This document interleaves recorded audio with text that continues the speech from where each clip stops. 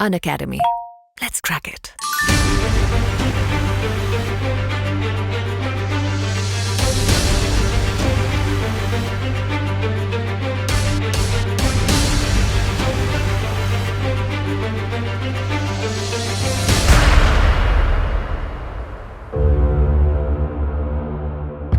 Hello everyone.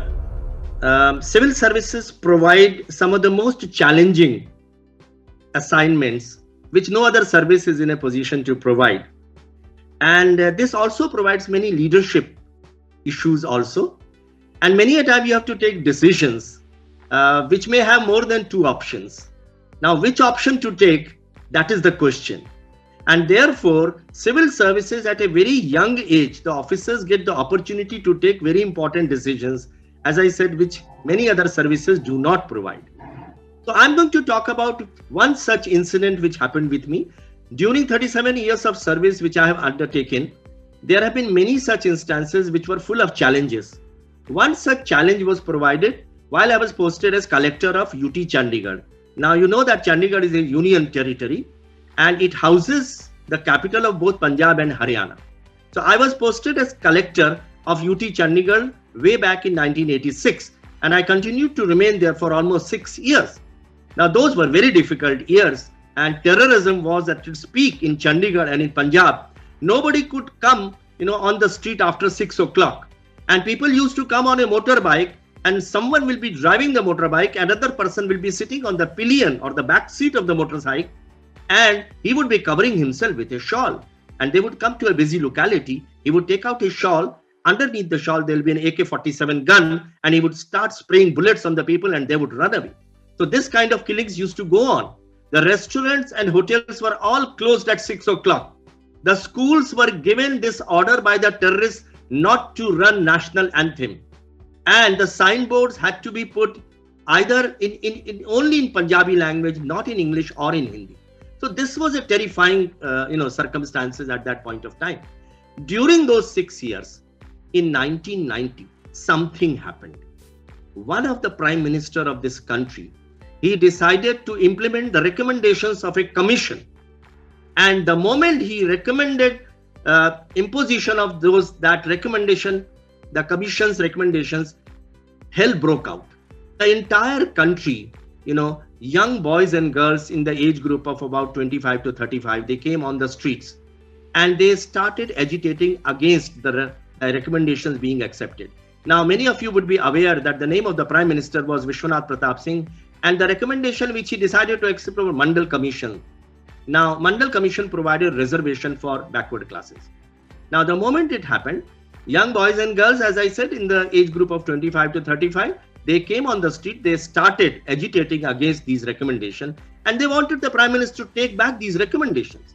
The sympathies of the people of Chandigarh and other places also all over the country, they were with these young children. Even the government employees sympathized with them and they felt that these recommendations should have been given some time and only after deliberation they should have been accepted. Now, what happened in this meanwhile was that while people were coming on the street every day, now I decided not to register any criminal cases against these young boys and girls for the simple reason they were the future of the country. And the moment a criminal case was registered, their chances of entry into government service would be absolutely gone. So I didn't want to do that. So what we used to do was we used to huddle these boys and girls in buses and drop them at home. And we used to tell them, "Bachche kafi kar liya, jhagda, chalo, ab ghar jao apna. You go back to your homes." And this is how we were tackling the situation. So the ding-dong battle was going on every day on the streets. And then something more happened. Something happened in Delhi. One particular boy, his name was Rajiv Goswami, he stood in front of a very important building in Delhi and doused himself with petrol and kerosene and set himself on fire. So in a way, he immolated himself. So he was burning like a human torch when he was being shifted to the hospital. Now, this news, even though social media and mobile phones were not there at that point of time, and yet this spread like wildfire all over the country. And in sympathy, people came on the street, the young boys and girls, and after agitating against the government, They went back to their homes, locked themselves inside their rooms, doused themselves with petrol and kerosene, and set themselves on fire. So they started immolating. And now nobody could predict where the next immolation is going to take place. For example, in Chandigarh, I had 1.5 lakh houses. In which house the next immolation is going to take place, one did not know. Every second or third day, I could hear police sirens taking someone or the other to the hospital. The name of the hospital, which is the best hospital of Chandigarh, is PGI. So now I had 4 challenges before me. The first challenge was to provide the best medication to the boy or the girl who decides to immolate. And that was provided in the PGI. The second challenge was the moment it happened, the people came on the street. They were very angry with the Prime Minister. And they started indulging in looting and arson. So the law and order had to be contained, for which I had to deploy many magistrates and police force. That was the second challenge. Third challenge was that in case the burn injuries of the boy or the girl are more than 50%, their chances of survival become very remote. And they used to die. And you know that as per rituals, the cremation cannot take place after a certain hour of the day. And that is the sunset. So if the sun is down, the cremation will not take place. So many a time when the boy or the girl happened to die in the hospital after sunset, the cremation was postponed to the next day. And during the night, the emotion and sentiments of the people will run very high. So in the interest of administration, one wanted that the cremation should be carried out as quickly as possible. So this was not possible. And therefore, this kind of a challenge again was provided. You see. So I used to always pray that the girl or the boy should survive.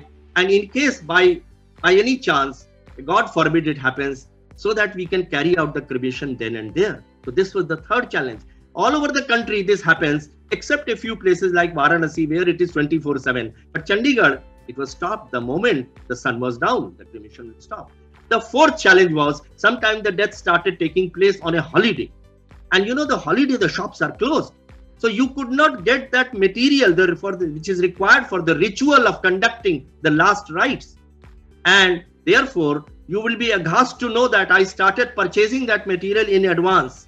And what was that material? You require a matka, a wooden, an earthen pot. You require many other things, which the Mahabrahman carries out the last rites at the cremation ground. So I started purchasing that in advance because I knew that this is not going to stop.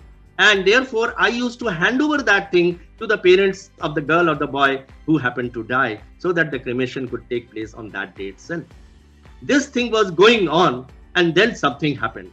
A very promising, very intelligent, and a very popular girl of Chandigarh decided to immolate herself.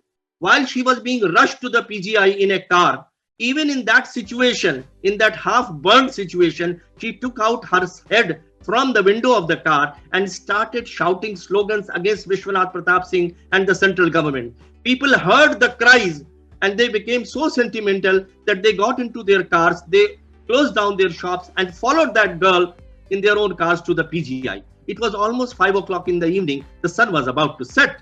The girl was immediately wheeled into the intensive care unit, the ICU. And she was laid on the table and she was immediately put on the ventilator. The parents of the girl they were standing outside the ICU. There was a glass door separating the ICU from outside, so they could see from outside what was the condition of the girl. So the moment the ventilator was applied to the girl, she started breathing and the chest of the girl started going up and down, up and down. That showed that the girl was still alive. That gave a lot of satisfaction and solace to the parents of the girl. At least the girl is alive. But how long?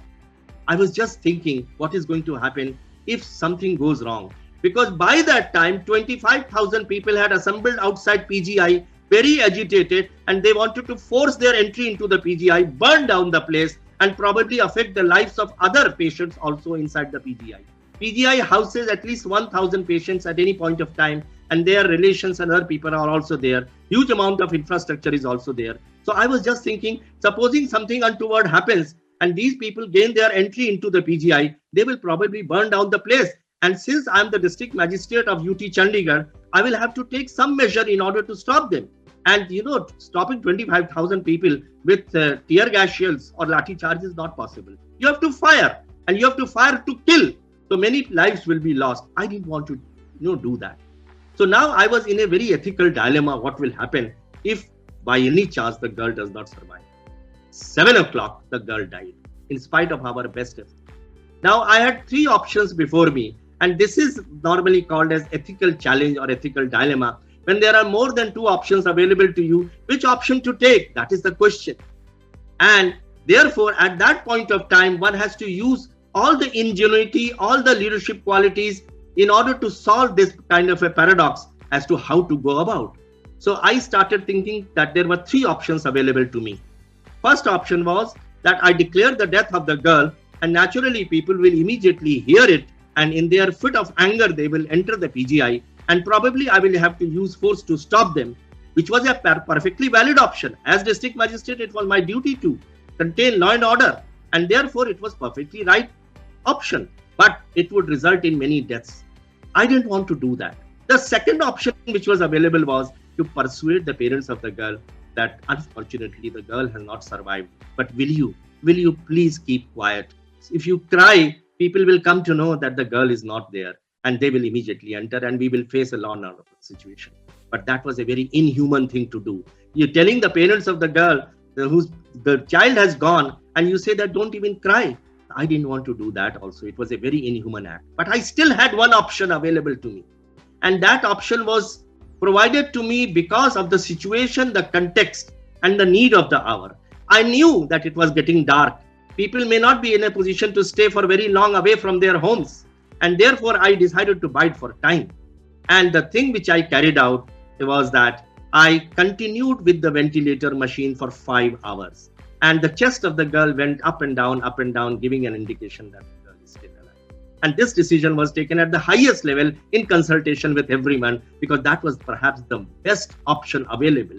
That could prevent the deaths of the people who were standing outside. Because if they entered, I will have to use fire and many people will die.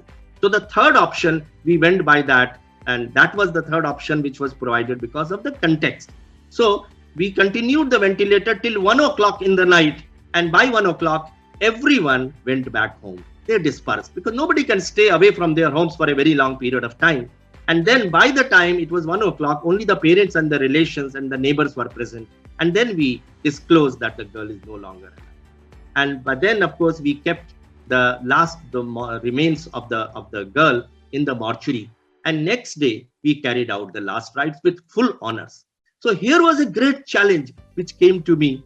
And we were able to somehow solve this challenge by taking one particular option which ensured that the deaths do not take place. At the same time, the dilemma which was there before me was actually solved because of the situation, context, and the need of the hour. Such kind of ethical challenges and dilemmas come before civil servants during their 37 to 40 years of service which they go. And that is why I say that civil services provide the best opportunities and challenges and leadership qualities, and therefore they stand out as compared to other services.